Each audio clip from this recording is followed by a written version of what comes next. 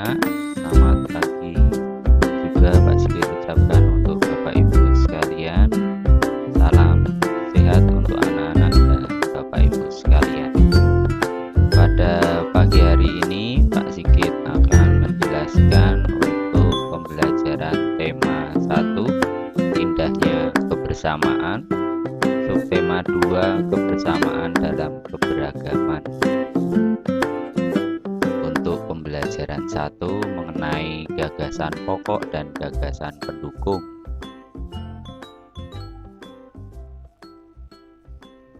Tujuan pembelajaran pada pagi hari ini yaitu peserta didik mampu mengidentifikasi gagasan pokok dan gagasan pendukung setiap paragraf dari teks tulis dengan mandiri. Kemudian peserta didik mampu menyajikan gagasan pokok dan gagasan pendukung setiap paragraf dari teks tulis dalam bentuk peta pikiran dengan tepat. Ya, untuk pembelajaran 1 yang akan kita pelajari yaitu adalah gagasan pokok dan gagasan pendukung. Sebelumnya, kamu sudah banyak belajar tentang indahnya keberagaman budaya Indonesia. Sekarang, kamu akan belajar tentang menjalin kebersamaan dalam keberagaman agama. Itu ada di buku tema 1, subtema 2 untuk pembelajaran 1. Nanti anak-anak boleh silahkan disimak bukunya di halaman 75 dan 76. Ya. Pak Sigit mengulang ya untuk pembelajaran ini ya. Di pembelajaran sebelumnya Pak Sigit pernah menjelaskan bahwa setiap bacaan biasanya terdiri atas beberapa paragraf. Setiap paragraf memiliki gagasan pokok yang didukung oleh gagasan pendukung. Pak Sigit akan menjelaskan lagi, gagasan pokok adalah ide utama yang dibahas dalam suatu bacaan, dapat berupa kalimat inti atau berupa pokok paragraf.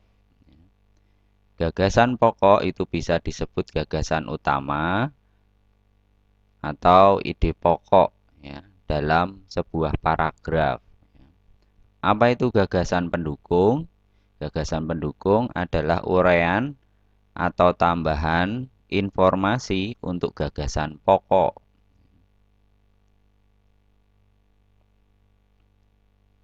Kalimat utama ya atau gagasan pokok itu dapat terletak di awal, di tengah, maupun akhir paragraf atau alinea. Ya. Itu Pak Sigit mengulang sedikit mengenai gagasan pokok dan gagasan pendukung karena yang akan kita bahas pada pagi hari ini mengenai gagasan pokok dan gagasan pendukung. Ya, ayo membaca ya. Suku budaya dan agama yang berbeda tidak menghalangi Udin, Siti, Dayu, Beni, Lani, dan Edo menjalani kebersamaan. Mereka berbagi cerita tentang budaya masing-masing dan saling belajar. Hari-hari mereka penuh keceriaan dalam kebersamaan. Hari ini mereka berkumpul bersama untuk bekerja sama. Untuk bacaannya berjudul Bekerja Sama dalam Keberagaman. Untuk paragraf pertama ada beberapa kalimat yang isinya mengenai gagasan pokok dan gagasan pendukung. Ya, mari kita baca ya.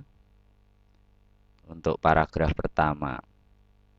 Edo dan kelima temannya mendapat tugas untuk melakukan percobaan tentang bunyi sepulang sekolah. Mereka berkumpul di rumahnya. Setiap orang sudah menyiapkan peralatan yang dibutuhkan. Lani dan Siti membawa beberapa kaleng yang sudah dilubangi.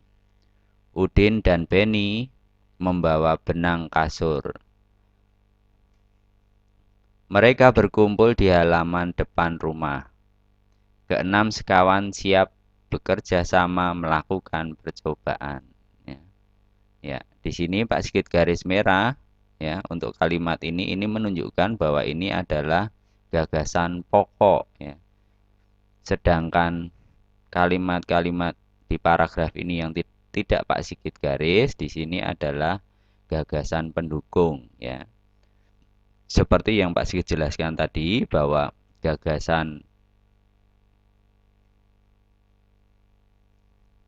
pokok itu bisa terletak di awal, di tengah, ataupun akhir dari sebuah paragraf.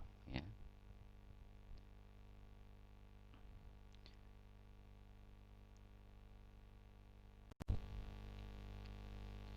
Berikutnya untuk paragraf 2 ya, dan paragraf 3 di sini ada beberapa kalimat ya, yang terdiri dari gagasan pokok dan gagasan pendukung. Nanti silahkan anak-anak mencari gagasan pokok dan gagasan pendukung yang ada di paragraf 2 dan di paragraf 3. Ya, demikian penjelasan dari Pak Sigit mengenai tema 1, subtema 2, pembelajaran 1 mengenai gagasan pokok dan gagasan pendukung. Ya, semoga harapannya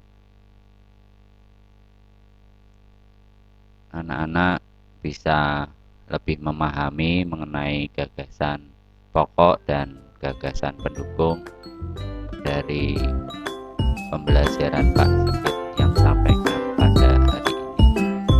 Pak Sigit ucapkan selamat pagi, semangat belajar terus, dan selalu jaga kesehatan, selalu jaga kondisi kesehatannya ya. Dan Pak Sigit ucapkan terima kasih. Salam sehat untuk anak-anak semua.